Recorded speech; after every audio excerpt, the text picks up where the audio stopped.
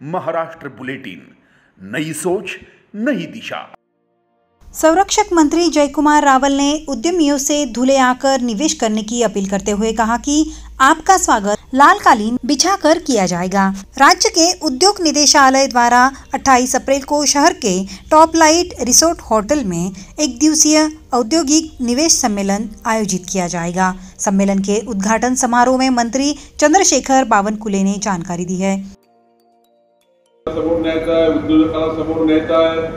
या ठिकाणी आपल्याला धुळे जिल्हा हा प्रचंड ताकदीने मजबूत करायचा आहे। मी अनुपला सांगितलं होतं की 2.5 वर्षांनी म्हणजे मी 2022ला बोललो होतो अनुपला, धुळे जिल्ह्यात जेव्हा आता पुढच्या निवडणुका होती विधानसभेच्या, तेव्हा तू आमदार होणार आहे आणि आमदार झाल्यानंतर निश्चितपणे रेकॉर्ड ब्रेक पद्धतीने तू आमदार होणार आहे।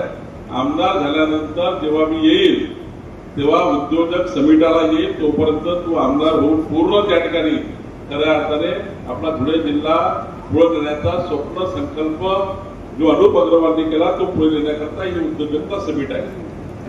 सम्मेलन की अध्यक्षता राज्य के वाणिज्य एवं रॉयल प्रोटोकॉल मंत्री तथा जिले के संरक्षक मंत्री जयकुमार रावल ने की है। इस अवसर पर डॉक्टर शोभा बच्चाव, विधायक काशीराम पावरा, मंजुला गावित, अनुप अग्रवाल, पूर्व रक्षा राज्य मंत्री डॉक्टर सुभाष भामरे, पूर्व विधायक राजवर्धन कदमबाड़े, जिला कलेक्टर जितेंद्र पापलकर, जिला पुलिस अधीक्षक श्रीकांत धिवरे, मनपा आयुक्त अमिता दगड़े पाटिल, नाशिक विभाग उद्योग संयुक्त निदेशक वृषाली सोन, जिला उद्योग केंद्र महाप्रबंधक संतोष गवली सहित विभिन्न उद्योग संगठन के प्रतिनिधि, उद्यमी, निवेशक उपस्थित थे। महाराष्ट्र बुलेटिन के लिए प्रवीण बोरसे, साकरी, धुले।